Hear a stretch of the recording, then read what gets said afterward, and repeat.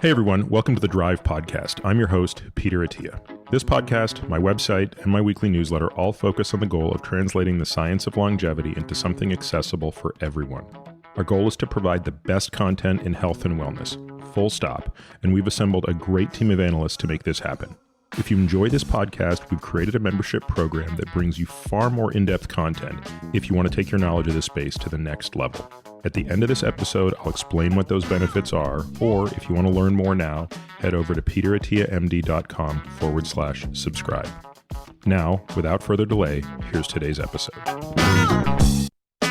My guest this week is John Ioannidis. John is, by all estimates, a polymath. He's a physician scientist, a writer, and a Stanford University professor. He has extensive training in mathematics, medicine, epidemiology. He's just generally one of the smartest people I've ever met, and I've had the luxury of knowing John for probably about 9 years. And anytime I get to interact with him, whether it's over a meal or more formally through various research collaborations, it's just always an incredible pleasure. John studies scientific research itself, a process known as meta-research, primarily in clinical medicine, but also somewhat in the social sciences. He's one of the world's foremost experts on the credibility of medical research. He's the co-director of the Meta-Research Innovation Center at Stanford. In this episode, we talk about a lot of things. We talk about his journey from Greece to the United States, but we talk a lot about some of his seminal papers. You're going to see me reference a number of papers, beginning with, I think, one of the most famous papers he's written, although by citation, it turns out to not be the most famous. There's actually papers that even exceed it, which is an amazing paper where he describes through a mathematical model why most published research in the biomedical field is incorrect, which is obviously out of the gate a staggering statement.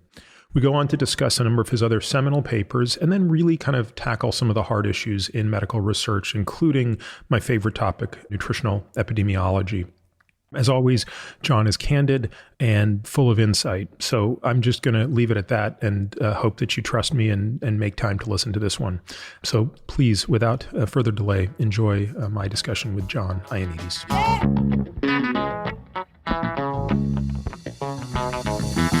John, this is really exciting for me to be as close to sitting down with you as I can be during this time. I've been wanting to interview you for as long as I've had a podcast, and obviously we've known each other for probably close to 10 years now.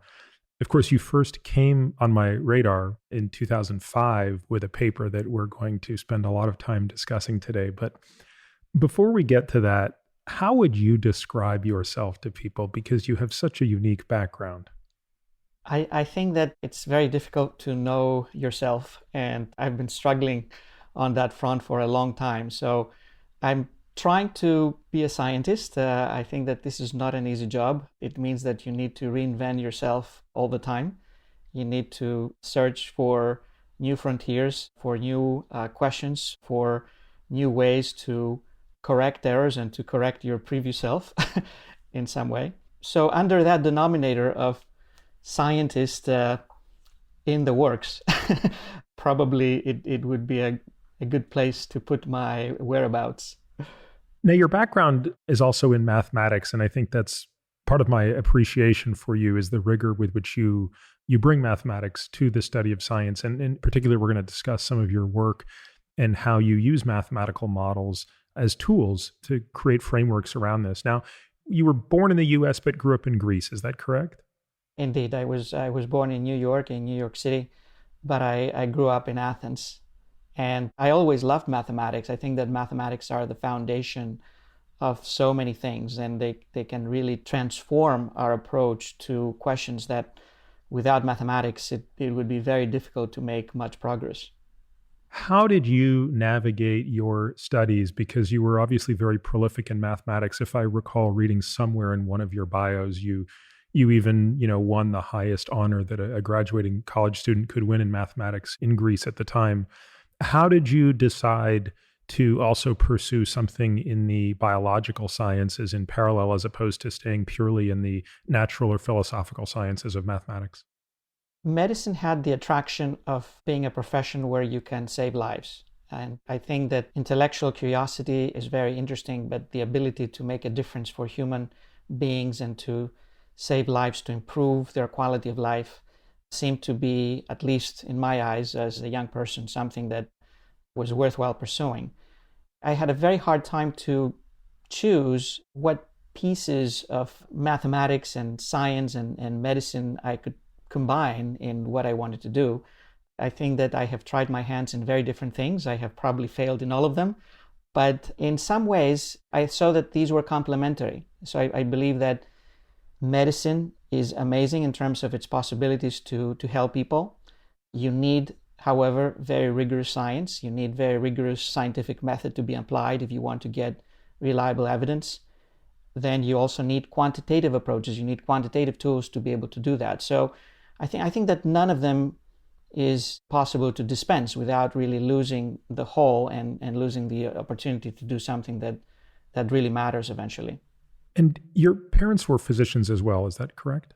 Indeed. Both of them were physicians, actually physician scientists. So I did have an early exposure to an environment where I could hear their stories of clinical exposure.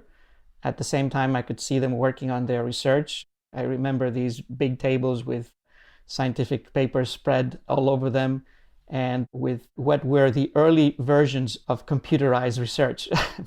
I think that I had the chance to be exposed to software and computers in an early phase because my father and my parents were interested in doing research. So you finished medical school and your postgraduate training also in Greece, or did you do part of that in the United States? I finished medical school in Greece, in Athens, in the National University of Athens, and then I went to Harvard for residency training, and then Tufts New England Medical Center for training in infectious diseases. At the same time, I was also doing joint training in healthcare research. So it was very interesting and fascinating years learning from great people. And who were some of the people that you think back as having kind of shaped your thinking during those years? In the medical school, I had some great teachers. One of them was the professor of epidemiology, Dimitri Trikopoulos, who was also chair of epidemiology at Harvard. And he had some really great statisticians in his team. So from the first year at medical school, I went to meet them and tried to use every textbook that, that they could give me and every resource that I could play with. In my residency training, I was very fortunate to meet great physician scientists, especially in infectious diseases, actually. Bob Mellering was the physician-in-chief and professor at Harvard, professor of medical research as well. And he was really an amazing personality in terms of his clinical acumen and his approach to patients, also his very temperate mode of dealing with very serious problems and dissecting through the evidence in trying to make decisions and, of course, start with making diagnosis. At the end of my residency training, I had the pleasure to meet the late Tom Chalmers along with Joe Lau. They were at Tufts at that time, and my meeting with them was really a revelation, because they were the ones who were advancing the frontiers of evidence-based medicine. Evidence-based medicine had just been coined as a term, pretty much, by the McMaster team, David Sackett and Gordon Gwiat. And Tom Chalmers was the first person in the US to design a randomized trial. He was also one of the first to perform meta-analysis that had a major impact in medical science. At the time that I met them, they had just published an influential paper on cumulative meta-analysis in the New England Journal of Medicine. And it was a revelation for me because somehow what they were proposing was mixing mathematics, rigorous methods, evidence, and medicine in one coherent whole, which seemed to be a forlorn hope until then for me. I was just seeing lots of clinical exposures that there was very little evidence to guide us. There was no data or very poor data, and a lot of expert-based opinion guiding everything that was being done. And so this is just temporally, I mean, Chalmers died in the mid-90s. So this is what, the early 90s that you were fortunate enough to meet him? Yes, I met him in 1992, and he died about 5 years later. I was grateful that I had the opportunity to work with him and also with Joseph Lau, who was at that time at Tufts New England Medical Center, which I went eventually to do my fellowship training. Because there are so many things I want to talk about, John, and we don't have the luxury of spending 12 hours together, I'm going to fast forward about a decade. I'm going to fast forward to 2005, to that paper that I alluded to at the outset, which was the first time your work came onto my radar, which is not to say anything other than that's just the first time I became aware of sort of the gravity of your thinking.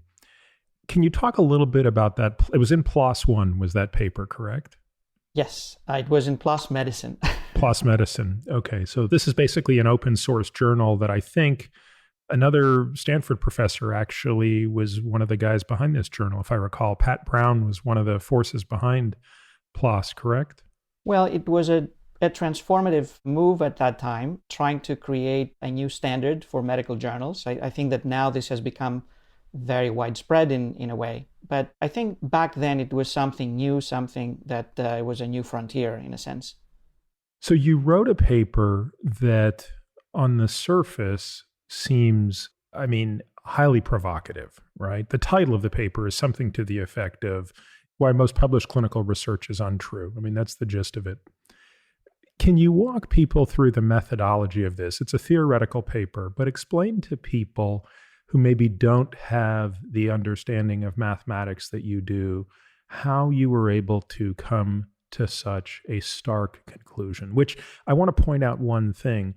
I'll give you why I had an easy time believing the results of your paper is my mentor had shared with me a statistic when I was, sort of doing my postdoctoral training, which I found hard to believe, but when I realized it was true, became the bookend to your claim. And that was at the time, something to the tune of 70% of published papers were never cited again outside of auto-citation, meaning outside of the author citing his or her own work.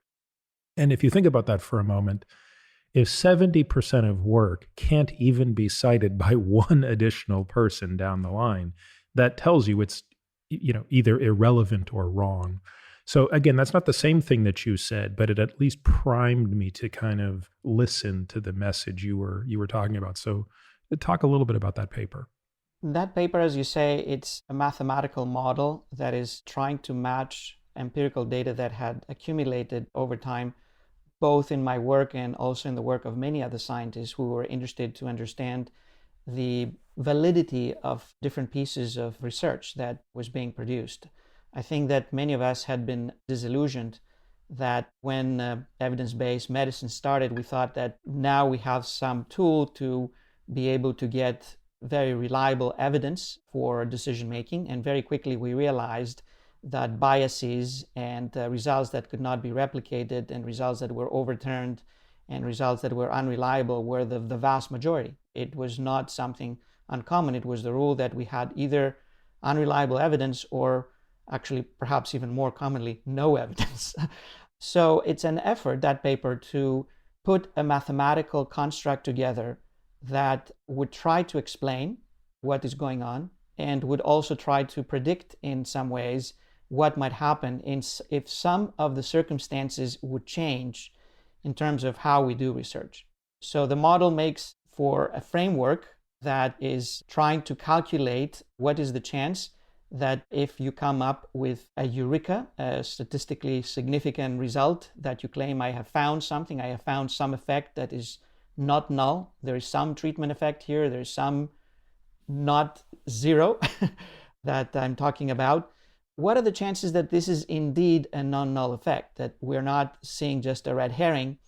And in order to calculate the chances that this is not just a red herring, you need to take into account what is your prior chances that you might be finding something in the field that you're working. There are some fields that probably have a higher chance of making discoveries compared to others. If you're unlucky to work in a field that there's nothing to be discovered, you may be wasting your time and publishing 1 million papers, but there's nothing to be discovered, so it's going to be 1 million papers that end up with nothing. Conversely, there may be other fields that may be more rich in discovery, both the field and the tools, the methods and the designs of the studies that we throw at trying to answer these questions can be informative. The second component is in what environment of power are we operating? meaning is the study large enough to be able to detect non-null effects of some size of interest? Or maybe there are true effects out there, but our studies are very small and therefore they're not able to detect these effects. And in my experience until that time, I had seen again and again lots of very small studies floating around with results that were very questionable, that could not be matched with other efforts, especially when we were doing larger studies. Most of them seemed to go away. And power is important not only because if you don't have enough power, you cannot detect things that exist. What is equally bad or probably worse is that if you operate in an environment of low power, when you do get something detected, it is likely to be false. And here comes the other factor that is compounding the situation: bias, which means that you have some results that for whatever reason, bias makes them to seem statistically significant while they should not be. And bias could take zillions of forms. I think that throughout my career, I feel like I'm struggling with bias, with my own biases and with biases that I see in the literature. But bias means that you could have conscious, unconscious, or subconscious reasons why a result that should have been null somehow is transformed into a significant signal. It could be publication bias, it could be selective reporting bias, it could be multiple types of confounding bias, it could be information bias, it could be many, many other things that turn null results into seemingly significant results while they are not. Then you have to take into account the universe of the scientific workforce. We're not talking about a single scientist running all the studies. It's not just a single scientist or a single team.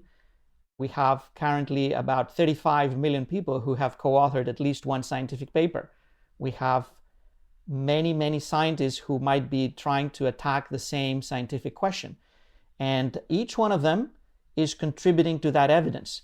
However, there's an interplay of all these biases with all of these scientists. So if you take into account that multi-scientist environment, multi-effort environment, you need to account for that in your calculations, because if you, for example, say, what are the chances that at least one of these scientists will find some significant signal, this is a very different situation compared to just having one person taking a shot and just taking a single shot.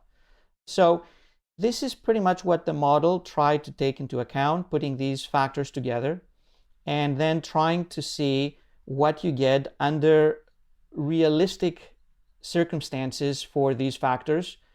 These factors would vary from one field to another. They would be different, for example, if we're talking about exploratory research with observational data versus small randomized trials versus very large phase 3 or even mega trials.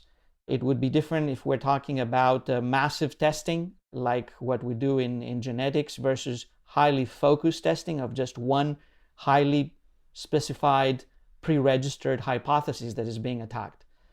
Running the calculations, the model shows that in most circumstances where both biomedical research, but I would say most other fields of research are operating, if you get a nominally statistically significant signal with a traditional p-value of slightly less than 0.05, then the chances that you have a red herring, that this is not true, that it is a false positive, are higher than 50%. There's a huge gradient, and in some cases it may be much lower. The false positive rate may be much, much lower, and in others it would be much higher. But in most circumstances, the chances that you got it wrong are pretty high. They're very high. That's actually a very elegant description of that paper. I want to go back and unpack a few things for people who maybe don't have some of the acumen down. So let's go a bit deeper into what a p-value is. Everybody hears about it, and everybody hears the term statistically significant. So maybe explain what a p-value is, explain statistical significance, and explain why it's not necessarily the same as clinical significance and why we shouldn't confuse them. I think that there's major misconceptions around significance. What we care in medicine is clinical significance, meaning if I do something or if I don't do something, would that make a difference to my patient? Or it could be in public health, to the community, to cohorts of people, to healthy people who want to have preventive measures, and so forth. Do I make a difference? Does it matter? Is it big enough that is worthwhile the cost, the potential harms, the implementation effort, perhaps other alternatives that I have? How does that compare to these alternatives? Maybe they're better or cheaper or easier to implement or have fewer harms. So this is really what we want to answer. But unfortunately, most of the time, we're stuck with trying to answer very plain frequentist approach question, which boils down to statistical significance. Typically, this boils down to a p-value threshold of 0.05 for most scientific fields. Over the years, there's many scientific fields that have diversified, and they have asked for more stringent levels of statistical significance. A couple of years ago, along with many other people, we suggested that fields that have not diversified and they do not adjust their levels of statistical significance to more stringency, by default, they should be using a more stringent threshold. For example, use a threshold of 0.005 instead of 0.05. However, most scientists are trained with statistics light to use some statistical test that gives you some statistic that eventually translates to a p-value. And what that p-value means, it needs to be interpreted as what are the chances that if I had an infinite number of studies like this one, I would get a result that would be as extreme or more extreme. And even that is not a complete definition because it does not take into account bias. Because maybe you would get a result that is as extreme, but it's largely because of bias. For example, there's many fields that you can easily get p-values that are astronomical. They're not just less than 0.005, but they may be 10 to the minus 100. With some of the large databases that we have, we can easily get to astronomically small p-values. But this doesn't mean much. It could just mean that you have bias, and this is why you get all these astronomically low p-values, but they don't really mean that the chance of getting such an extreme result is extremely implausible and that there's something there. It just means that certainly there's bias, no more than that. There has been what I call the statistics wars over the last several decades. People have tried to diminish the emphasis on statistical significance. I think I have been in the camp of those who have argued that we should diminish emphasis, or at least try to improve the understanding of what that means for people who use and interpret these p-values. In the last few years, this has become probably more aggressive. Many great methodologists have suggested that we should completely abandon statistical significance, that we should just ban the term, never use it again, and just focus on effect sizes, focus on how much uncertainty we have about effect sizes, focus on perhaps Bayesian interpretation of research. I have been a little bit reluctant about adopting the ban statistical significance approach because I'm afraid that we have all these millions of scientists who are probably not very properly trained to understand statistical significance, but they're completely not trained at all to understand anything else that would replace it. So in some ways, for some types of designs also, I would argue that if you pre-specify and if you are very careful in registering your hypotheses and you have a protocol that you deposit, for example, what is happening or should be happening with randomized trials, and you have worked through this, that it makes sense that your hypothesis is clinically important, that the effect size that you're trying to pick is clinically meaningful, it is clinically significant, then I would argue that statistical significance and using a p-value threshold, whatever that is, depending on how you design the study, makes perfect sense. It's actually a very transparent way of having some rules of the game that then you try to see whether you manage to succeed or not. So if you remove these rules of the game after the fact in these situations, it may make things worse, because you will have a situation where people will just get some results and then they will be completely open to interpret them as they wish. And we see that they interpret them as they wish even now without any rules in the game, or at least by removing those rules post hoc. But if we could have some rules for some types of research, I think that this is useful. For other types of research, I'm willing to promote better ways of interpreting results, but this is not going to happen overnight. We have to take it for granted that most scientists are not really well trained in statistics, and they will misuse and misinterpret and misapply statistics, unfortunately. So we need to find ways that we will minimize the harm, we will minimize the error, and maximize in medicine the clinically significant pieces, and in other sciences the true components of the research enterprise. Now, at the other side of that statistical field is power, right? So we go from alpha to beta. And you alluded to it earlier. I want to come back to it because you actually said something very interesting. I think most people who dabble enough in the literature understand that if you underpower a study, so if you have too few samples, too few subjects, whatever the case might be, and you fail to reach statistical significance, it's not clear that you failed to reach statistical significance because you should be rejecting the null hypothesis or because you didn't have a large enough sample size. So that's always the fear, right? The fear is that you get a false negative. But you said something else that I thought was very interesting, if I heard you correctly, which was, no, you actually run the risk of a false positive as well if you're underpowered. Can you say more about that? Indeed, in an underpowered environment, you run the risk of having higher rates of false positives if you take the performance of the field at large. If you take hundreds and thousands of studies that are done in an underpowered environment, even if you manage to detect real signals, signals that do exist, if these signals are detected in an underpowered environment, their estimates will be exaggerated compared to what the true magnitude is. And in many situations, both in medicine and in other sciences, it's not important so much to find whether there's some signal at all, which is what a null hypothesis is trying to work around, but how big is the signal? I mean, if a treatment has a minuscule benefit, then I wouldn't care about it. I wouldn't use it because the cost and the harms and everything on the other side of the balance is not making it worth it. So most scientific fields have been operating in underpowered environments, and there's many reasons for that, and it varies a little bit from one field to another, but there's some common denominators. Number one, we have a very large number of scientists. Scientists are competitive. There's very limited resources for science. It means that each one of us can get a very thin slice of resources.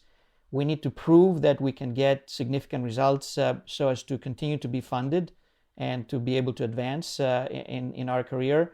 This means that we are stuck in a situation where we need to promote seemingly statistically significant results, even if they're not. We need to do very small studies with these limited resources and then do even more small studies rather than aim to do a more definitive large study. There's even a disincentive towards refuting results that are not correct, because that means that you feel that you're back to square zero. You cannot make a claim for continuing your funding.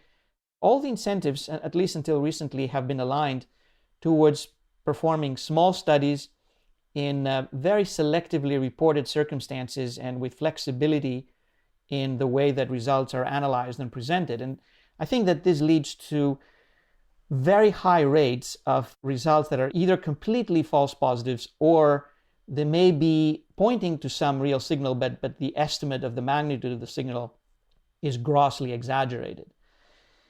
In recent years, we have started seeing the opposite phenomenon as well. We start seeing some fields that have overpowered studies. Instead of just having very small studies, in some fields we have big data, which means that you can access records, medical records from electronic health records on millions of people, or you may have genetic information that is highly granular and gives you tons of information. And big data are creating an opposite problem. It means that you're overpowered and you can get statistically significant results that have no clinical meaning, that have no meaning really. And even with a tiny little bit of bias, you may get all these signals just because bias is there. So you're just measuring bias. You're just getting a big scale assessment of the distribution of bias in your data sets. That's becoming more of a problem in some specific fields. I think that the growth of this type of problem will be faster compared to the growth of the problem of small underpowered studies. I think in most fields, it's a more common problem, though, until now, that we have very small studies rather than very large studies. Now, you've commented on GWAS studies. Do you want to talk a little bit about that here? It sort of fits into this a little bit, doesn't it? Genetics was something that I was very interested in from my early years of doing research, because it was a new frontier for quantitative approaches. Lots of very interesting methodology was being developed in genetics. Many of the questions of evidence that had been stagnating in other biomedical fields, they had a new opportunity to give us some new insights with much larger scale evidence in genetics compared to what we had in the past when we were trying to measure things one at a time. Especially genetics was a fire hose of evidence in some way. So I found it very exciting, and for many years I did a lot of genetic research. I still do some, and very early on we realized through genetics that the approach that we had been following in most traditional epidemiology, like looking at one risk factor at a time and trying to see whether it is associated with some disease outcome, was not getting very far.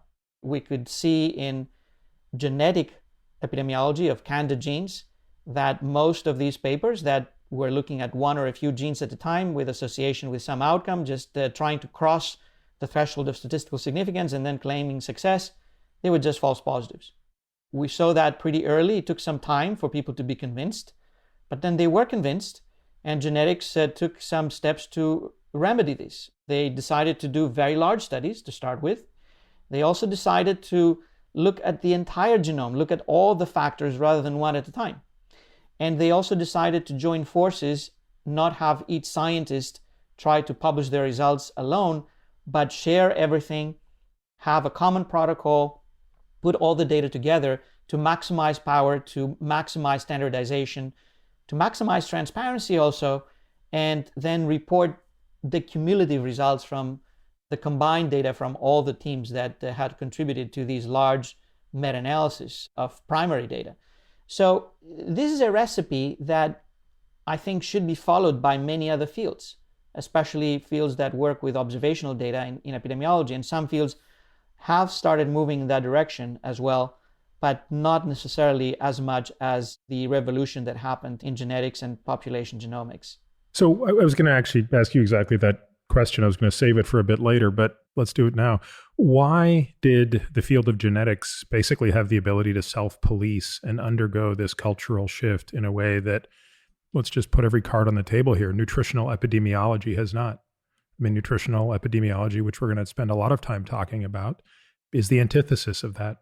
And it continues to propagate subpar information, which is probably the kindest thing I could say about it. So what is it culturally about these two fields that has produced such stark contrasts in the response to a crisis? There's multiple factors. One reason is that genetics managed to have better tools for measurement compared to nutritional epidemiology. We managed to decode the human genome, so we developed platforms that could measure the entire variability, more or less, in the human genome with pretty high accuracy.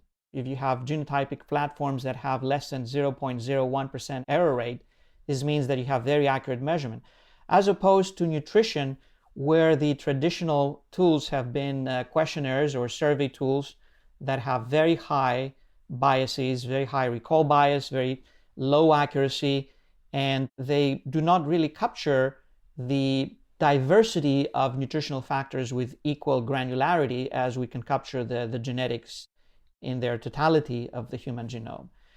The second reason was that I believe in genetics there were no strong priors, no strong beliefs, no strong opinions, no strong experts who would fight with their lives for one gene variant versus another.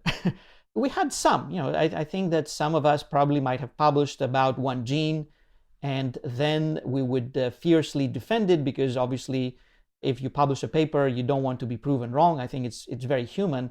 But it was nothing compared to the scale that you see in nutrition research, where you have a very strong expert opinion base of people who have created careers, and they feel very strongly that this type of diet is saving lives, and it should have policy implications, it should change the world, it should change our guidelines, it should change everything.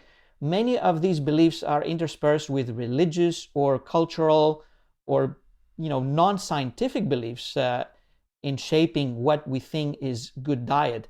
And as you realize, none of that really exists for genetics. Polymorphism RS249214 is unlikely to be endorsed by any religious, cultural, political, or dietary proponents.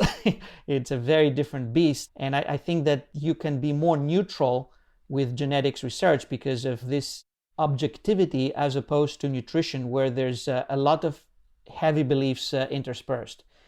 Methodologically also, genetics advanced faster. Nutrition has been stuck mostly in the era of using p-values of 0.05 thresholds, and using those thresholds in mostly post hoc research that is not registered, that is selectively presented. People are trained in a way that they need to play with the data, they need to torture the data, they need to try to unearth interesting associations. And in some cases, of course, this becomes extreme, like what we have seen in the Cornell case, where pretty much goes into the situation where you have fraud. I mean, it's not just poorly done research, it's fraudulent research.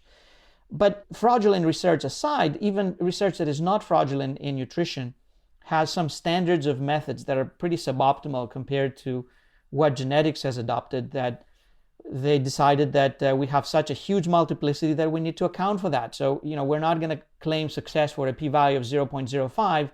We will claim success for a p-value of 10 to the minus 8.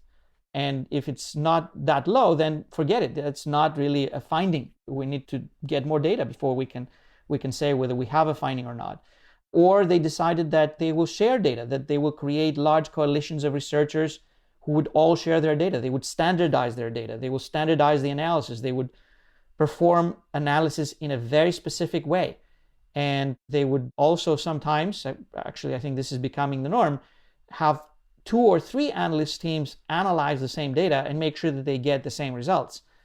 These principles and these practices have started being used in fields like nutrition, but to a much lesser extent. And I think that gradually we will see more of that, but it's going to take some time. So there's multiple scientific and behavioral and cultural and statistical and methodological reasons why these fields have not progressed at the same pace of revolutionizing their research practices. Let's talk a little bit about Austin Bradford Hill. I'm guessing you didn't have a chance to meet him. He died in 91. Would you have crossed paths with him at all? No, I didn't have that fortune, unfortunately. Do you think he would be rolling around in his grave right now if he saw what was being employed based on the criteria he set forth, which I also want to talk about your thoughts around the revision of these. But even if you just take his 10 criteria, which we'll go through for a moment as a bit of a background on epidemiology, do you think that what he had in mind is what we're doing today? I think that Austin Bradford Hill was very thoughtful. He was one of the fathers of epidemiology. And of course, he didn't have the measurement tools and the capacity to run research in such large scale as we do today. But he was spot on in coming up with good questions and asking the right questions, asking the important questions. So his criteria, I don't think that he thought of them as criteria. And I don't think that he ever believed that they should be applied as a hard rule to arbitrate that we have found something that is causal versus something that is not causal. If you read through the paper It's a classic. It's very obvious that he has a very tempered approach, he has a very cautious approach. Basically, he says none of these items is really bulletproof. I can always come up with an example where it doesn't work. And I think that this is really telling what a great scientist he was, because indeed in science, there's hardly anything that is bulletproof. I don't know, the laws of gravity might be bulletproof, but even those, as you realize, they're just only down to atomic levels. Yeah. Exactly. In the theory of relativity, they would start failing. So he was very cautious. I think that paper had tremendous impact. I think that we have not been very cautious in moving forward with many of our observational associations and the claims that we have made about them. I don't want to give a nihilistic perspective, and I don't want to give, let's say, a very negative perspective of epidemiology, because we run the risk of entering the other side where you will have some science deniers saying, so you're not certain, and therefore we can have more air pollution, we can have more pesticides, we can have more. That's not clearly the case. I mean, we have very solid evidence for many observational associations. There's not the slightest doubt that tobacco is killing right and left. It's likely to kill 1 billion people over the last century. Let's go through tobacco as the poster child for Bradford Hill's criteria. So I'm going to rattle off the quote unquote criteria and just use tobacco as a way to explain it. So let's start with strength. How does the association between tobacco and lung cancer fit in terms of causality vis-a-vis this criteria of strength? It is huge. I mean, we do not see odds ratios of 10, 20, and 30 as we see with tobacco, with many types of cancer and with other outcomes like cardiovascular disease. And I think that really stands out. And we see that again and again and again. We see very strong signal. We see signals that are highly replicable. And that's the exception. In most of what we do nowadays in epidemiology, we don't see odds ratios of 20. If I see an odds ratio of 20 in my calculations, I'm almost certain that I have something wrong. I always go back and check, and I find an error that I have done. Yeah, you're probably off by a log if you're getting a 20 nowadays. Probably 2 log. I think in genetics, that's really bad. We are dealing actually with odds ratios of 1.01 at the time. So 1.01 may still be real. And of course, then the question is it clinically relevant? Yeah.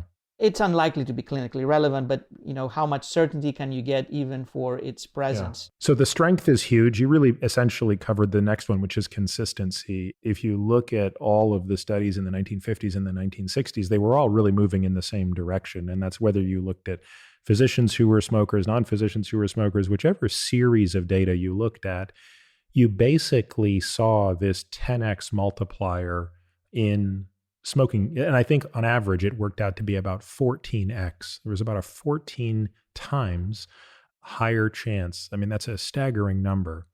What about specificity? What does specificity refer to here? I think that if you have such strength and such consistency, I would probably not worry that much about the rest of the criteria. I think that criteria like specificity or like analogy, they're far more soft in terms of what they would convey. And also, we just don't know the nature of nature in how it operates. Many phenomena may be very specific, but it doesn't have to be so. We should not take it for granted that we should see perfect specificity or low specificity. We see many situations where you have multidimensional situations of causality. You have multiple factors affecting some outcome, or you have one factor affecting multiple outcomes. The density of the webs of causality can be highly unpredictable. So I would not worry that much about other criteria if you have some like strength and consistency being so impressive in these cases. Now, in most cases, we don't have that, right? We'll get an odds ratio of 1.14, which of course is a 14% relative increase as opposed to a 14x. So in those situations, when strength and consistency are out the window, which is essentially true of everything in nutritional epidemiology, I can't really think of examples in nutritional epi where you have strength and consistency. Well, major deficiencies, I think, would belong to the category of very clear signals. Major nutritional deficiencies, if you have like, yes, yeah. berry, for example. Sure, yeah. Or, thiamine deficiency where you're out to lunch, yeah. But do you then look at, even biological gradient gets very difficult with the tools of nutritional epi. Do you start to look at experiment? Plausibility to me has always struck me as a very dangerous one because, I don't know, it seems a bit of hand waving. Where do you then look? I think the first question is whether you can get experimental evidence.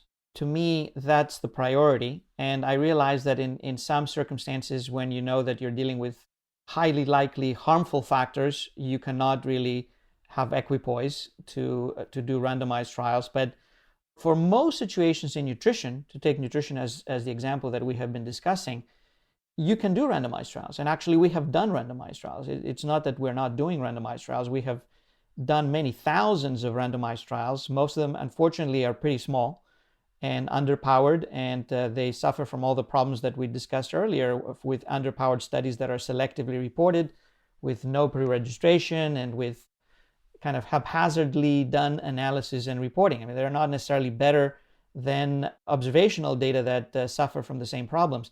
But we also have a substantial number of very large randomized trials in nutrition. We have over 200 large randomized trials.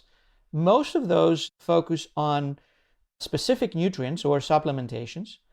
Some are looking at diets like Mediterranean diet.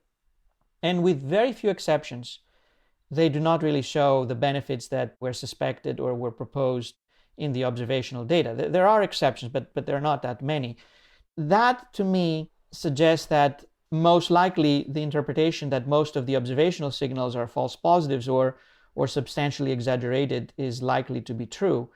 We shouldn't be throwing out the baby with the bathwater. There may be some that are worth pursuing and that may be true, and I think that this means that we need to do more trials. The counter-argument would be that, in a randomized trial, especially a large one, especially with long-term follow-up, people will not adhere to what you tell them to do with their diet or nutrient intake or supplementation. My response to this is that when it comes to getting evidence about what people should eat, that lack of adherence is part of the game. It's part of real life. So if a specific diet is in theory better than another, but people cannot adhere to that, it's not really better because people cannot use it. So I get the answer to the question that I'm interested in, which is that something that will make a difference? Of course, it does not prove that biochemically or in a perfect system or in the perfect human who is eating like a robot, that would not be helpful. But I don't care about treating robots. I care about managing and helping real people. I agree with that completely, John. I would throw in one wrench to that, which is in a world of so much ambiguity and misinformation, I do think it's important to separate efficacy from effectiveness. What you're, of course, saying is in the real world, only effectiveness matters. So real world scenarios with real world people. But I still think there is a time and a place for efficacy. We do have to know what is the optimal treatment under perfect circumstances if we want to have any chance at, for example, informing policy. I'll give you an example. Food stamps. Should food stamps preferentially target the use of certain foods over others? Well, again, if you had really efficacious data saying this type of food is worse than that type of food, you could steer people towards healthier foods. It could impact the way we subsidize certain foods. In other words, it's really all about changing the food environment. So it is very hard to follow, I think, any diet that is not the standard American diet. So anytime you opt out of the standard American diet, whether it be into a Mediterranean diet or a vegetarian diet or a low carbohydrate diet or basically anything that's not the crap that we're surrounded by, requires an enormous effort. And I think a big part of that is because there is still so much ambiguity around what the optimal nutritional strategies are. We haven't answered the efficacy question because I think we keep trying to answer the effectiveness question. I agree. And I think I would not abandon efforts to get some insights on efficacy, but we're not really getting these insights the way that we have been doing things. I think that No. if you want to get answers on efficacy, there are options. One is through the experimental approach. So you can still run randomized trials, but you can do them under very controlled, supervised circumstances that, people are in a physiology or metabolism clinic, that they're being followed very stringently on what they eat and what happens to them. And you can measure very carefully these biochemical and physiological responses. I think that a second approach in the observational world, or between the observational and the randomized, is Mendelian randomization studies. With the advent of genetics, we have lots of genetic instruments that may be used to create designs that are fairly equivalent to a randomized design. So you can get some estimates that are not perfect, because Mendelian randomization has its own assumptions and sometimes these are violated, but at least I think that they go a step forward in terms of the credibility of the signals that you get. And then you have the pure observational evidence, which I don't want us to discard it completely. I think that these are data. We should need to use them. We just need to interpret them very cautiously. If we use some of the machinery that we have learned to deploy in other fields, for example, one approach is what I call the environment-wide or exposure-wide association testing. Instead of testing and reporting on one nutrient at a time, you just run an analysis of all the nutrients that you have collected information on, and you can also do it for all the outcomes that you have collected information on. So that would be an exposure outcome-wide association study. And then you report the results taking into account the multiplicity and also the correlation structure between all these different exposures and outcomes. You get a far more transparent and complete picture. And if you get signals that seem to be recurrent and replicable across multiple data sets, multiple cohorts that you run these analyses, you start having higher chances of these signals to be reflecting some reality.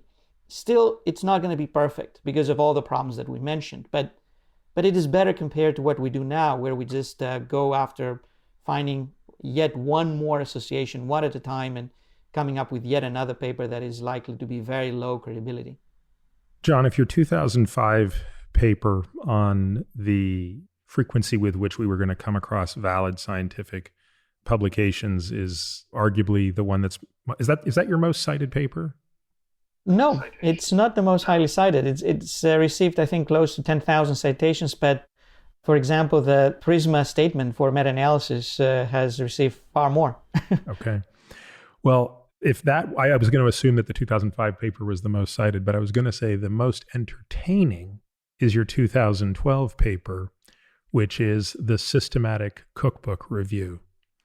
And again, this is just one of those things where I remember the moment this paper came out and just the absolute belly laughing that I had reading this, and frankly, the sadness I had reading this, because it is a sarcastic commentary in a way on a problem that I think plagues this entire field. So in this paper, you basically, I don't know if it was randomly, but you selected basically 50 common ingredients from a cookbook, right? Was there any method behind how you did this, or was it purely random?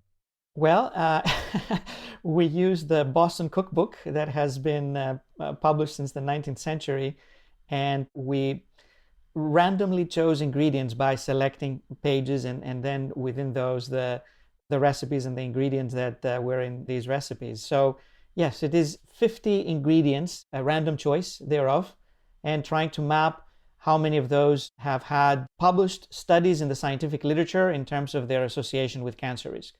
And not surprisingly, almost all of them had some published studies associating them with cancer risk.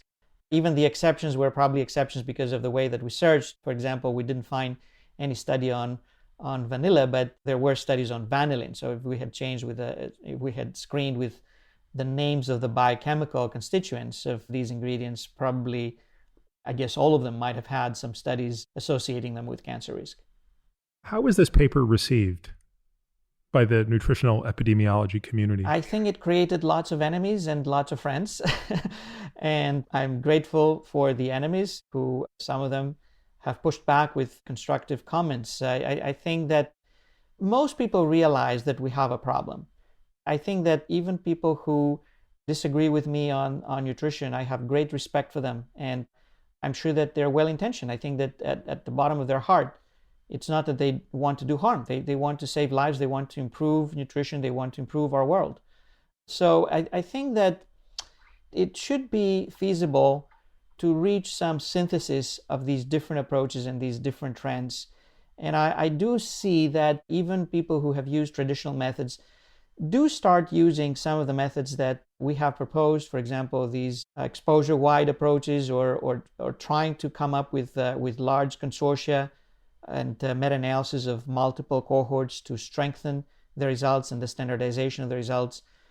I worry a little bit about some of the transparency of these efforts. To give you one example, I have always argued that if you can have large-scale meta-analysis of multiple teams, ideally all the teams joining forces and publishing a common analysis with common standards, and ideally these would be the best standards and the best statistical tools thrown at the analysis, this is much better than having fragmented publications.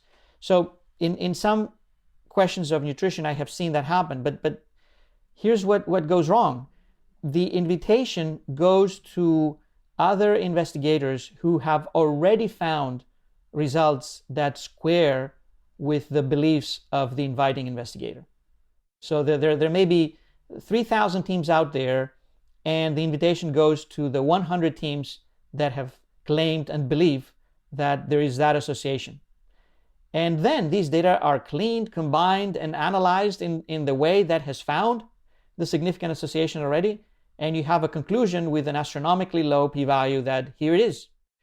We have concluded that our claim for a significant association is indeed true, and here's a large meta-analysis. Now, this is equally misleading or even more misleading than the single studies, because you have cherry-picked studies based on what you already know to be the case. And putting them together, you just magnify the cherry-picking. You just solidify the cherry-picking. So one has to be very cautious. Magnitude and amount of evidence alone does not make things better. Actually, it can make things worse. You need to ask, what is the foundational construct of how that evidence has been generated and identified and synthesized? And in some cases, it may be worse than the single small studies that are fragmented, because some of them may not be affected by the same biases. There also seem to be sort of institutional issues around this, right? I mean, your alma mater has a very strong point of view on nutritional epidemiology, right? I think this is unavoidable. There are schools of thought in any scientific field, and Harvard has an amazing team of nutritional epidemiologists. I have great respect for them, even though probably we do not agree on many issues.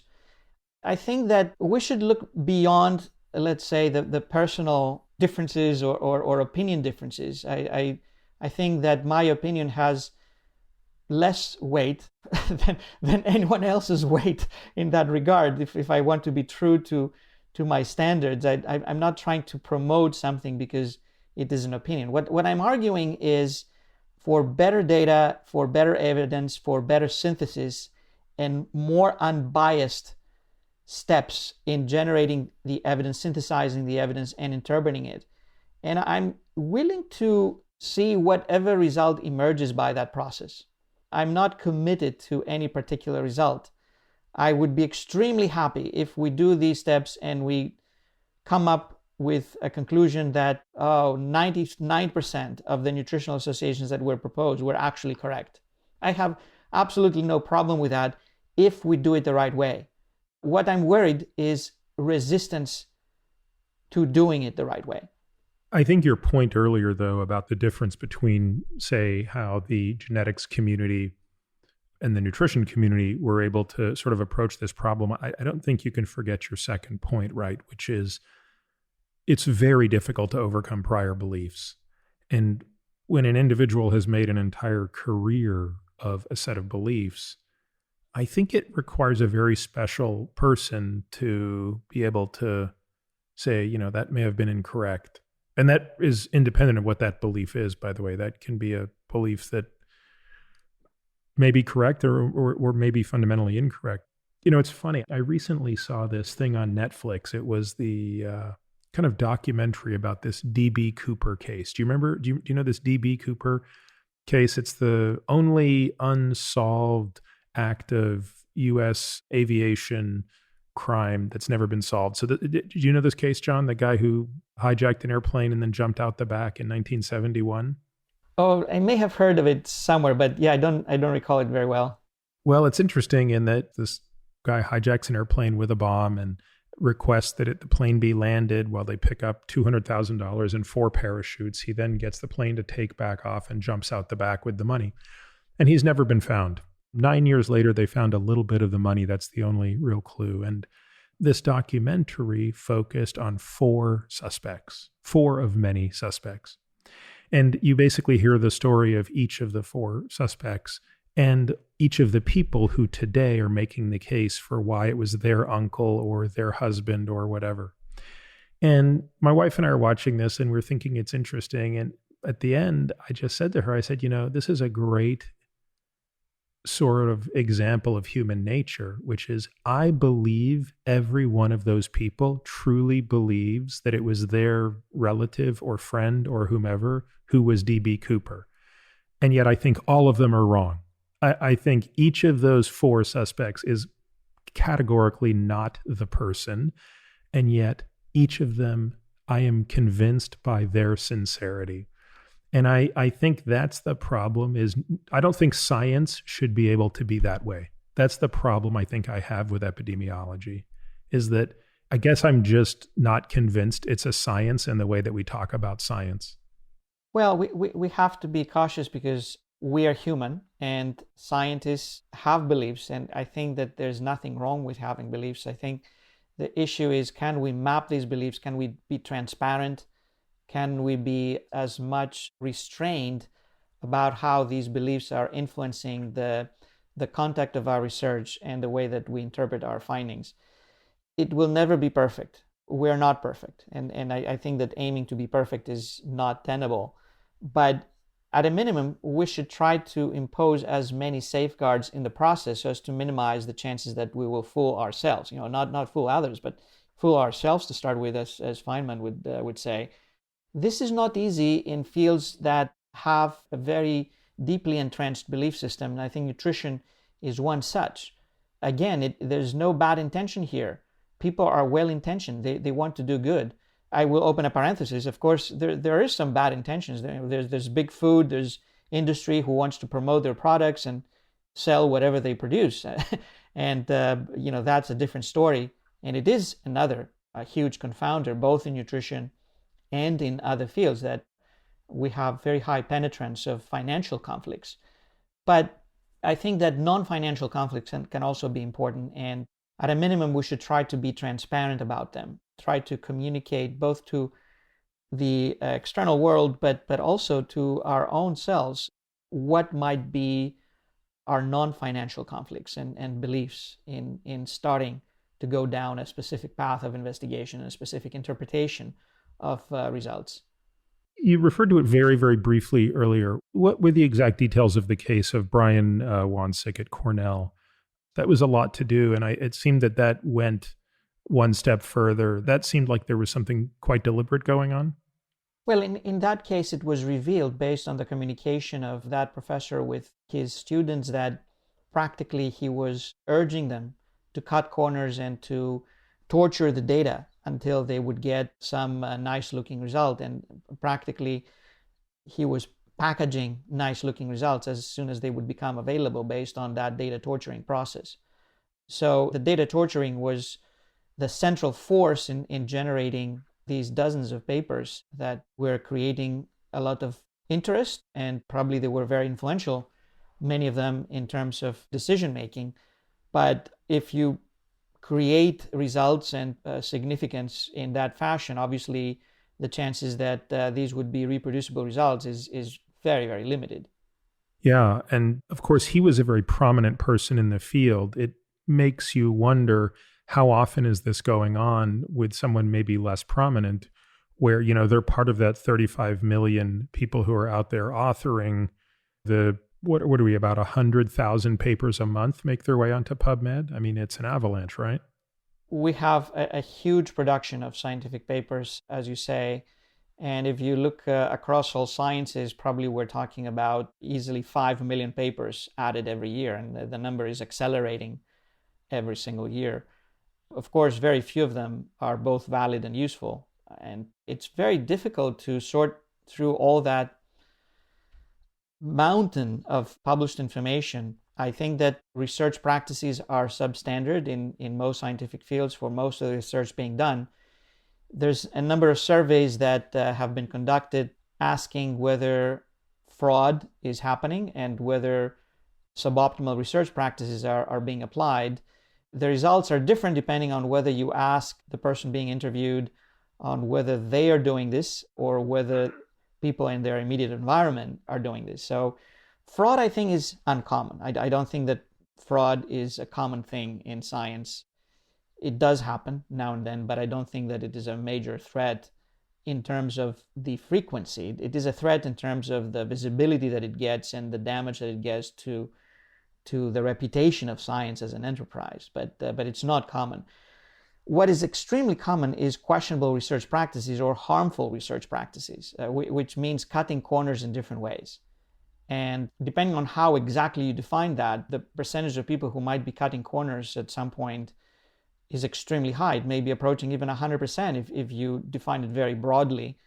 And if you include situations where people are not really cognizant about the damage that they do or the suboptimal character of the approach that they're taking and how it subverts the results and or the conclusions of the study. Now, how do you deal with that? Do you deal with that with putting people away to jail or making them lose their jobs or making them pay $1 million fines? I don't think that would work, because you would probably need to fire the vast majority of the scientific workforce, and all of these are good people. They're not there because they're frauds. But you need to work through training, through sensitizing the community, having a grassroots movement about realizing what the problems are, how you can avoid these traps, and how you can use better methods, how you can use better inference tools, and how you can enhance the credibility of your field at large. Not only your own research, but the whole field needs to move to a higher level. And I think that no scientific field is perfect. There are different stages of maturity, at different stages of engagement with better methods, and this is happening in a continuous basis. It's an evolution process. So it's not a one time that we did one thing and then science is going to be clean and perfect from now on. It is a continuous struggle, and every day you can do things better or you can do things worse. Of those 35 million people who are out there publishing science today, how many of them do you think are really fit to be principal investigators and be the ones that are making the decisions about where the resources go, what the questions are that should be asked, and what the real and final interpretation is? I mean, that has to be a relatively small fraction of that large number, right? Well, 35 million is the number of author IDs in Scopus, and even that one is a biased estimate, like any estimate.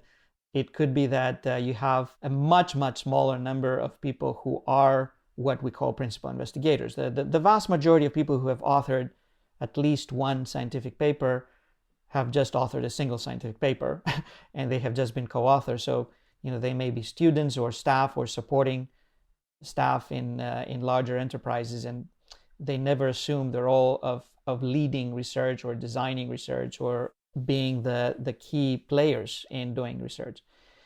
There's a much smaller core of people who I would call principal investigators. We're talking probably at a global level, if you take all sciences into account, probably there are less than 1 million. But still, this is a huge number, of course. Their level of training, their level of how familiar they are with best methods, their beliefs and priors and biases, it's very difficult to fathom. Some people argue that we need less research, that probably we should cut back and really be more demanding in asking for credentials and for training and for methodological rigor for people to be able to lead research teams. I'm a bit skeptical about any approach that is starting with a claim we need to cut back on research, because I think that research and science eventually is the best thing that has happened to humans. Science is the best thing that has happened to humans. And I think that if we say we need to cut back on research because research is suboptimal, we may end up in a situation where you create an even worse environment, where you have even more limited resources and you still have all these millions of people struggling to get these even more limited resources, which means that they have even more incentives to cut corners. They have even more incentives to come up with striking, splashing results. And then you have an even more unreliable literature. So less is not necessarily the solution. Actually, it may be problematic. Improved standards, improved circumstances of doing research, an improved environment of doing research is probably what we should struggle for. Creating the background where someone who's really a great scientist and knows what he or she is doing will get support and will be allowed to thrive. Also allowed to look at things that have a high risk of failing. I think that if we continue incentivizing people to get significant results, no matter how that is defined, we are incentivizing people to do the wrong thing. We should incentivize them to try really interesting ideas and to have a high chance of failing. This is perfectly fine. I think if you don't fail, you're not going to succeed. So we need to be very careful with interventions that happen at a science-wide level or even discipline-wide level. We do not want to destroy science. We want to improve science. And some of the solutions, they run the risk of doing harm sometimes. Based on your comment about the sort of the risk appetite that belongs in science, to me, it suggests an important role for philanthropy, because industry obviously has a very clear risk appetite that is going to be driven by a financial return. By definition, everybody involved in that is a fiduciary, whether it be to a private or public shareholder. And therefore, it's not the time to take risk for the sake of discovery. Conversely, at the other end of that spectrum, it might seem like the government in the pure public sector should be funding risk. But given the legislative process by which that money is given out and the lack of scientific training that is in the people who are ultimately decision makers for that money, it also seems like a suboptimal place to generate risk. That seems to be the place where you actually want to demonstrate a continued winning career, even if you're not advancing knowledge in the most insightful way. And so what that leaves is an enormous gap for risk, which I think has to be filled with philanthropic work. Do you agree with that? I agree that philanthropy is very important. No strings attached philanthropy can really be catalytic in generating science that would be very difficult to fund otherwise.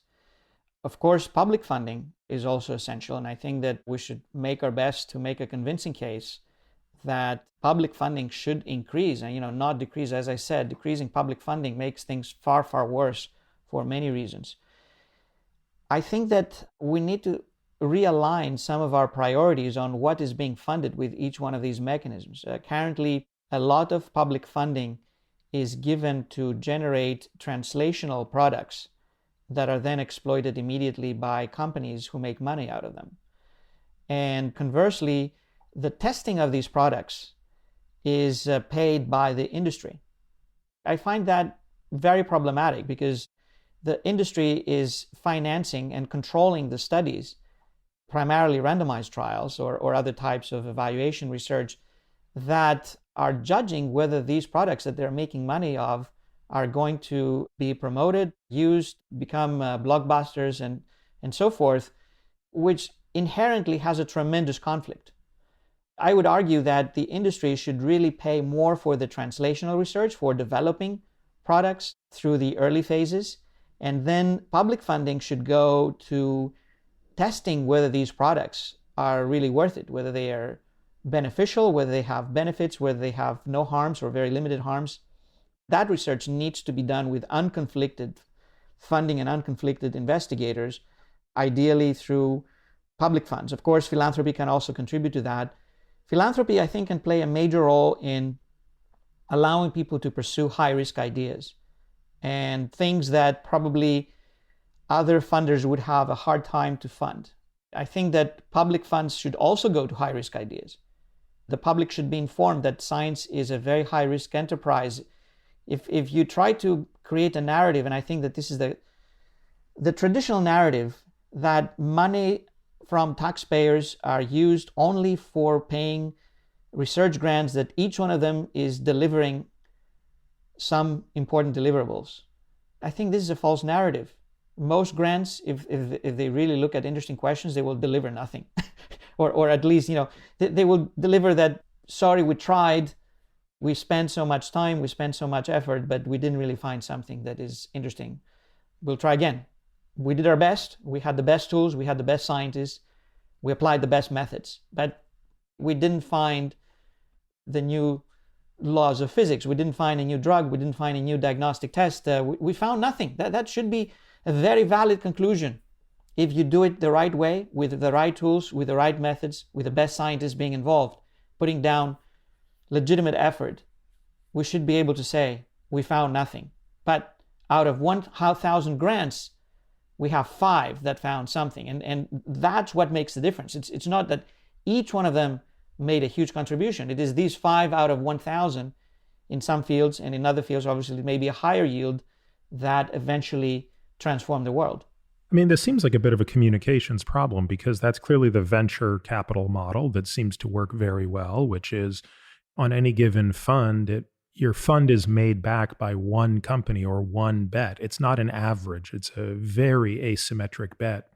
And similarly, when you look at other landmark public high-risk funding things, the Manhattan Project, the Space Project, these were upsettingly high-risk projects. And yet I don't get the sense that the public wasn't standing behind those. So it almost seems like there's a disconnect in the way scientists communicate their work to the public versus the way NASA did. I mean, NASA was a PR machine. And obviously in the case of the Manhattan Project, I think, you're in the duress of war. But we can't lose sight of the fact that the scientific community was the one that stood up. The physicists of the day are the ones that said to Roosevelt, like, this has to be done. I mean, Einstein took a stand. So I don't know. I guess it all comes back to scientists need to lead a bit and lead to be better communicators with the public, right? Science communication is a very difficult business. And I think that especially in environments that are polarized, that have lots of conflicts, inherent conflicts, lots of stakeholders in the community are trying to achieve the most for themselves and for their own benefits, it can be very tricky. Scientists have a voice, but that voice is often drowned in the middle of all the screams and Twitter and social media and agendas and lobbies and everything. How do we strengthen that? I think that there's 2 paths here. One is to use the same tricks as lobbyists do, and the other is to stick to our guns and behave as scientists. We are scientists, we should behave as scientists. I cannot prove that one is better than the other. I think that both myself and many others feel very uneasy when we are told to really cross the borders of science and try to become communicators that are lobbying even for science. It's not easy. You want to avoid exaggeration. You want to say that I don't know. I'm doing research because I don't know. I'm an expert, but I don't know. And this is why I believe that we need to know, because these are questions that could make a difference for you. How do you tell people that most likely I will fail? That most likely 100 people like me will fail, but maybe 1 will succeed. We need to keep our honesty. We need to make communication clear-cut. We need to also fight against people who are not scientists and who are promising much more. And they would say that, you need to do this because it will be clearly a success. And they're not scientists, but they're very good lobbyists. It's very difficult. It's difficult times for science. It's difficult times to defend science. I think that we need to defend our method, we need to defend our principles, we need to defend the honesty of science in trying to communicate it rather than build exaggerated promises or narratives that are not realistic. Then even if we do get the funds, we have just told people lies. I completely agree. I don't think what you and I are saying is mutually exclusive. I think that's the point, right? I mean, you said it a moment ago, right? I mean, Feynman's famous line that, the most important rule in science is not to fool anyone. And that starts with yourself. You're the easiest person to fool. And once you fooled yourself, the game is over. And I think the humility that you talk about communicating with the public is the necessary step. I think I guess for me, just having my daughter who's now just, starting to understand, or ask questions about science, is so much fun to be able to talk about this process of discovery and to remind ourselves that it's not innate, right? This is not an innate skill. This methodology didn't exist 500 years ago. So for all but 0.001% of our genetic lineage, we didn't even have this concept. So that gives us a little bit of empathy for people who have no training, because if you weren't trained in something, there's no chance you're going to understand it without this explanation. But I feel strongly that there can't be a vacuum, right? Because the vacuum always gets filled. And if the scientists aren't the ones speaking, then if the good scientists aren't the ones speaking, then it's either going to be the bad ones and or the charlatans who will. Before we leave Epi, there's one thing I want to go back to that I think is another really interesting paper of yours. This is one from 2 years ago. This is the challenge of reforming nutritional epidemiologic research. And this is the one where you looked at the single foods and the claims that emerged in terms of epidemiology. I mean, some of these things were simply absurd. Do you remember this paper that I'm talking about, John? You've written a couple along these lines, but this is the one that where you found a publication that suggested eating 12 hazelnuts per day extended life by 12 years, which was the same as drinking 3 cups of coffee, and eating 1 mandarin orange per day could extend lifespan by 5 years, whereas consuming 1 egg would shorten it by 6 years. And 2 strips of bacon would shorten life by a decade, which, by the way, was more than smoking. How do you explain these results? And more importantly, what does it tell us again about this process? Well, these estimates obviously are tongue-in-cheek. They're not real estimates. They're a very crude translation of what the average person in the community would get if they see the numbers that are reported, typically with relative risks in the communication of these findings. They're not epidemiologically sound. The true translation to change in life expectancy would be much smaller, but even then, they would probably be too big compared to what the real benefits might be or the real harms might be with these nutrients. I think it just shows the magnitude of the problem, that if you have a system that is so complicated with so inaccurate measurements, with so convoluted and overtly correlated variables, with selective reporting and biases superimposed, you get a situation pretty much like what we described in the nutrients and cancer risk, where you get an implausible big picture, where you're talking about huge effects that are unlikely to be true.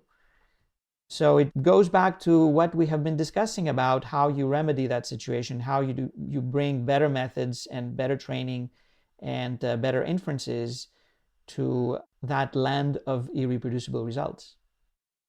Now, it might have been 2013, 14, a very interesting study was published called Predimed, which we'll spend a minute on. And it was interesting in that it was a clinical trial. It had 3 arms, and it relied on hard outcomes.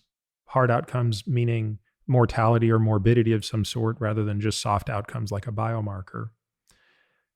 If you had told me before the results came out, this is the study, you're going to have a low-fat arm and 2 Mediterranean arms that are going to be split this way and this way, and we're going to be looking at primary prevention, I would have said the likelihood you'll see a difference in these three groups is quite low because it just didn't strike me as a very robust design.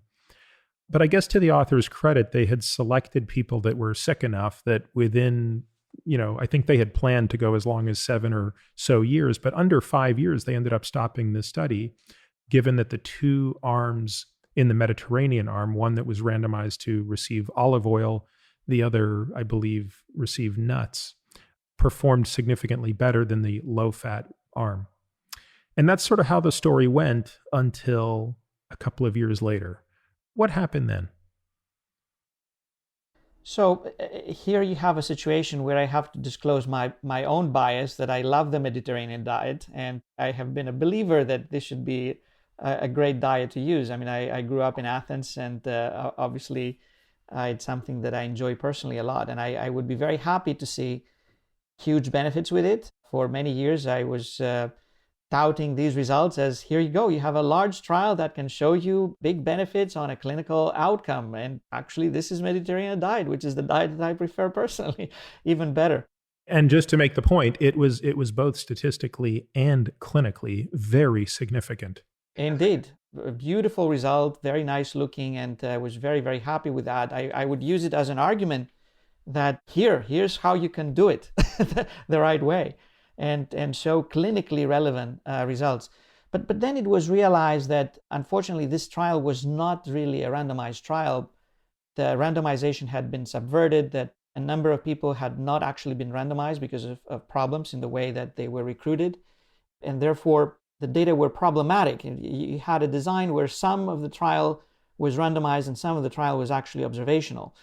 So New England Journal of Medicine retracted and republished the study with lots of additional analysis that tried to take care of that subversion of randomization in different ways, excluding these people from the calculations and also using approaches to try to correct for the imposed observational nature of some of the data.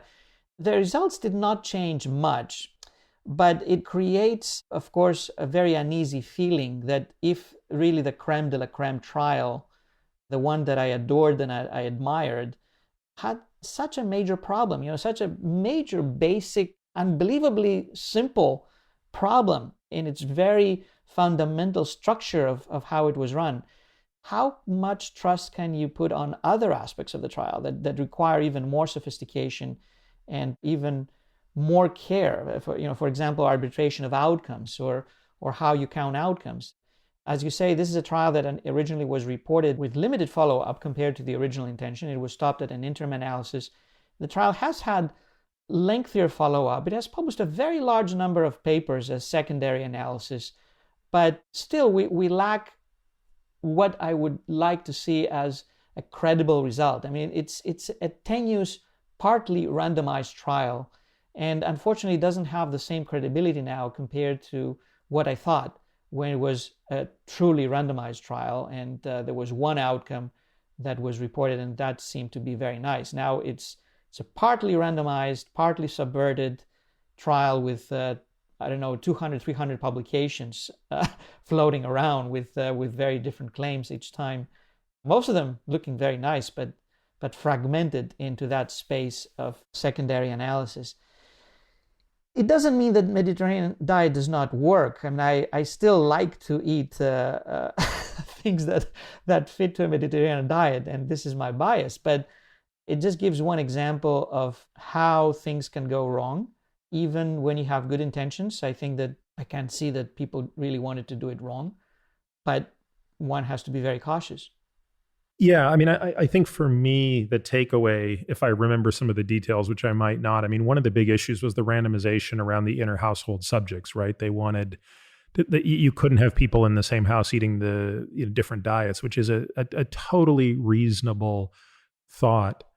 It just strikes me as sloppiness that it wasn't done correctly in the first place. The cost of doing a study, the cost and duration of doing a study like that is so significant that it's just a shame that on the first go, it's not nailed. Because, it could be 7 years and $100 million to do that again. This is true, but one has to take into account that in such an experiment, you have a very large number of people who are involved, and their level of methodological training and their ability to understand what needs to be done may vary quite a bit. So it's very difficult to secure that everyone involved in all the sites involved in the trial would do the right thing. And I think that this is an issue also for other randomized trials that are multi-center. Very often now we realize that because of the funding structure, since, as we said, there's very little funding from public agencies, most of the multi-center trials are done by the industry.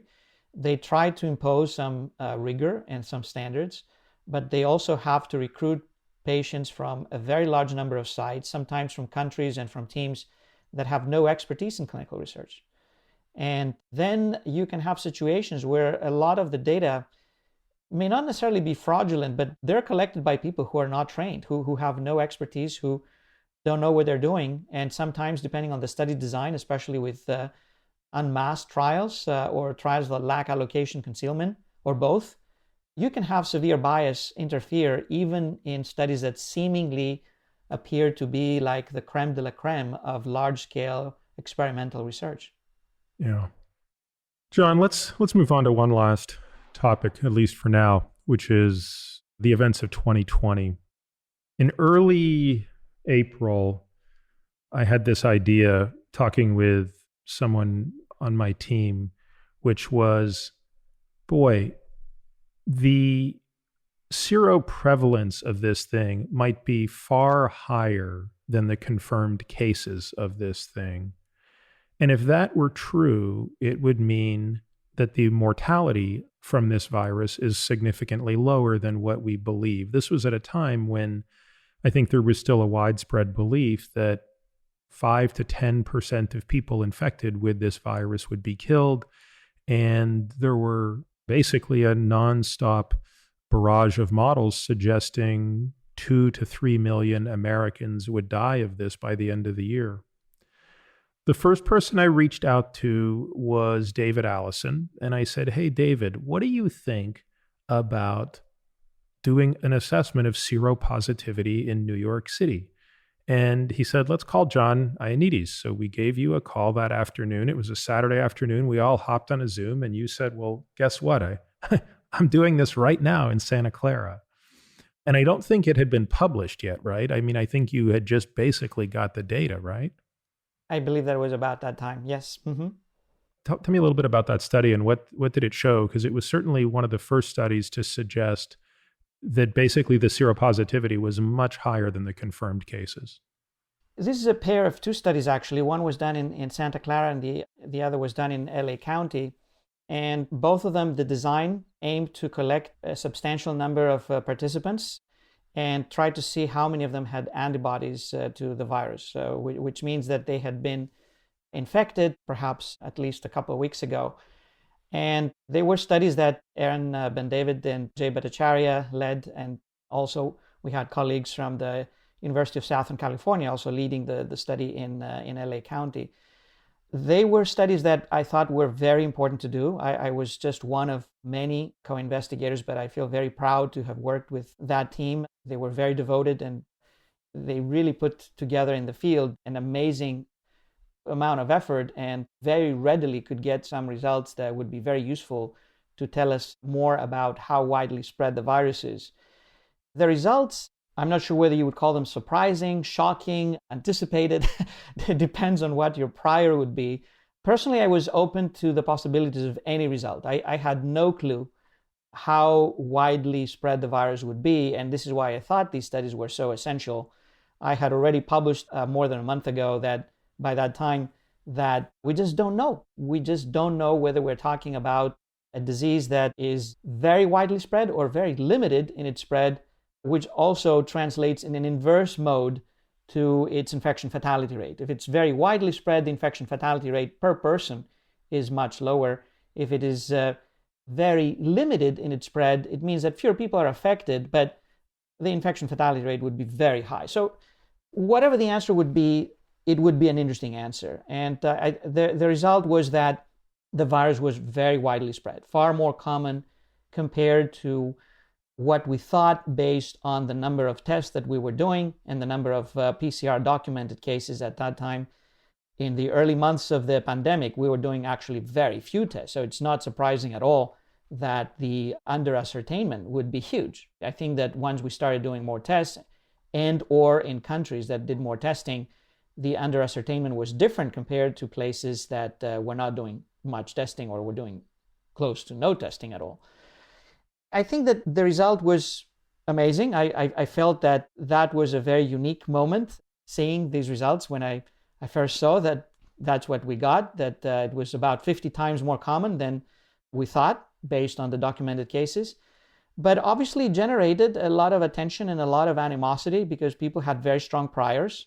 I think it was very unfortunate that all that happened in a situation of a highly polarized, toxic political environment.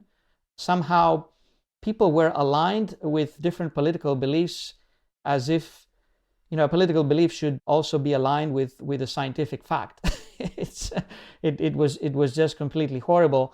So it created massive social media and media attention, both good and bad.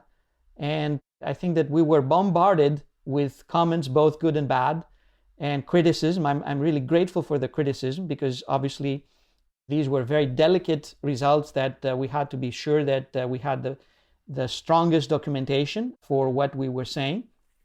And we went through a number of iterations to try to address these criticisms in the best possible way. In the long term, with several months down the road, hindsight, we see that these results are practically completely validated. We have now a very large number of seroprevalence studies that have been done in very different places around the world. We see that those studies that were done in early days had, as I said, the worst under-ascertainment. We had tremendous under-ascertainment in several places around the world. Even in Santa Clara, there's another data set that was included in the national survey of a study that was published in The Lancet about a month ago on hemodialysis patients. And the infection rate, if you translate it, that was a couple of months after our study, if you translate it to an infection fatality rate, is exactly identical to what we had observed in early April. So the study has been validated. It has proven that the virus is a very rapidly and very widely spreading virus, and you need to deal with it based on that profile. It is a virus that can infect huge numbers of people. My estimate is, as of early December, probably we may have close to 1 billion people who have already been infected, more or less around the world. And there's a very steep risk gradient. There's lots of people who have practically no risk or minimal risk of having a bad outcome. And there are some people who have tremendous risk of being devastated. We have, for example, people in nursing homes who have 25% infection fatality rate. 1 out of 4 of these people, if they're infected, they will die.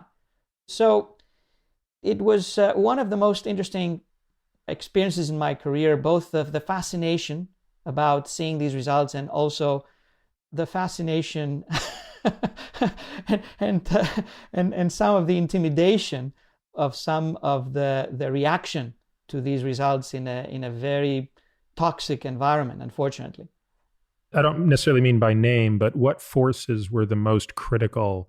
Presumably these would be entities or individuals that wanted to continue to promote the idea that the risk here warranted greater shutdown, slowdown. Help me understand a little bit more where some of the vitriol came from. I think that there were many scientists who made useful comments. And as I said, I'm very grateful for these comments because they helped improve the paper. And then there were many people in social media. That includes some scientists who actually, however, were not epidemiologists. Unfortunately, in the middle of this pandemic, we have seen lots of scientists who have no relationship to epidemiology become kind of Twitter or Facebook epidemiologists all of a sudden and have very vocal opinions about how things should be done. I remember a scientist who was probably working in physics or not, who was sending emails every 2 hours to the principal investigator, and I was CC'd in them, saying, "You have not corrected the paper yet." And every 2 hours, you have not corrected the paper yet. I mean, his comment was wrong to start with, But as we were working on revisions, as you realize, we did that with ultra speed, responding within record time to create a revised version and to post it. But even posting it takes 5 days, more or less. But what do you think was at the root of this anger directed towards you and the team? Unfortunately, I think that the main reasons were not scientific. I think that most of the animosity was related to the toxic political environment at the moment. And personally, I feel that it is extremely important to completely dissociate science from politics. Science should be free to say what has been found with all the limitations and all the caveats, but be precise and accurate. I would never want to think about what a politician is saying in a given time or given circumstances and then modify my findings based on what one politician or another politician is saying. So I think that one of the attacks that I received was that I have conservative ideology, which is like the most stupendous claim that I can think of, looking at my track record and how much I have written about climate change and climate urgency and emergency and the problem with gun sales and actually, gun sales becoming worse in the environment of the pandemic and the need to promote science and the need to diminish injustice and the need to provide good health to all people and to decrease poverty. Claiming me that I'm a supporter of conservative ideology, sick conservative ideology, is completely weird. And then smearing of all sorts, that the owner of an airline company had given $5,000 to Stanford, which I was not even aware of. The funding of the trial, which I was not even the PI, was through a crowdsourcing mechanism going to the Stanford Development Office, which I never heard of who were the people who had funded that. And of course, none of that money came to me or to all the other investigators who completely volunteered our time. We have received $0 for our research, but tons of smearing. Sorry, just to clarify, John, you're saying the accusation was that because an airline had contributed $5,000 to Stanford, for which you saw none of it, that your assessment was really a way to tell everybody that the airlines should be back to flying? Yes, but I heard about it when the BuzzFeed reporter of course. Of course. told me about it. I get it. Yeah. So it's very weird. And, because of all the attacks that we received, I received tons of emails that were hate mail and some of them threatening to me and my family. My mother, she's 86 years old, and there was a hoax circulated in social media that she had died of coronavirus, and her friends started calling at home to ask when the funeral would be. And when she heard that from multiple friends, she had a life-threatening hypertensive crisis. So these people really had a very toxic response that did a lot of damage to me and to my family and to others as well. And I think that it was very unfortunate. I asked Stanford to try to find out what was going on. And there was a fact-finding process to try to realize, why is that happening? And of course, it concluded that there was absolutely no conflict of interest and nothing that had gone wrong in terms of any potential conflict of interest. But this doesn't really solve the more major problem. For me, the most major problem is how do we protect scientists? It's not about me. It is about other scientists, some of them even more prominently attacked. I think one example is Tony Fauci. He was my supervisor. I have tremendous respect for him. He was my supervisor when I was at NIAID, at NIH. He's a brilliant scientist, and he has been ferociously attacked. There's other scientists who are much younger. They're not, let's say, as powerful. They would be very afraid to disseminate their scientific findings objectively if they have to ponder what the environment is at the moment and what do different politicians say and how will my results be seen. We need to protect those. We need to protect people who would be very much afraid to talk, and they would be silenced. If we see examples that, can you see what happened to Ioannidis or what happened to Tony Fauci? If I were to say something, I would be completely devastated. So I think that we need to be tolerant we need to give science an opportunity to do its job, to find useful information, to correct mistakes or improve on methods. I mean, this is part of the scientific process, but not really throw all that smearing and all that vicious vitriol to scientists. It's very dangerous, regardless of whether it comes from people in one or another political party or one and another ideology. It ends up being the same. It ends up being populist attacks of the worst possible sort, regardless of whether they come from the left or right or middle or whatever part of the political spectrum. Well, I'm very sorry to hear that you had to go through that, especially at the level of your family. I was actually, I knew that you had been attacked a little bit. I was not aware that it had spread to the extent that you described it. What do we do going forward here? I mean, it still seems to be a largely partisan issue. There's a very clear left versus right approach to this that seems mostly science agnostic. I think it's viewed as unwise to have a changing opinion outside of science, right? I mean, in science, that's a hallmark of a great thinker, right? Someone who can change their mind in the presence of new information. That's a core competency of doing good science. In fact, much of what we've spoken about today is the toxicity of not being able to update your priors and change your mind in the face of new information. But yet somehow in politics, that is considered the biggest liability of all time. Somehow in politics, anytime you change your mind, it's wishy-washy and you're weak and you don't know your ideology. There seems to be an incompatibility here. And in a crisis moment like this, this was a crisis, that seems to bring these things to the fore, right? It is true, and I don't want to see that in a negative light necessarily, because somehow the coronavirus crisis has brought science to the limelight in some positive ways as well. I think that people do discuss more about science. It has become a topic of great interest. People see that their lives depend on science. They feel that their world depends on science. What will happen in the immediate future and mid-range future depends on science and how we interpret science and how we use science.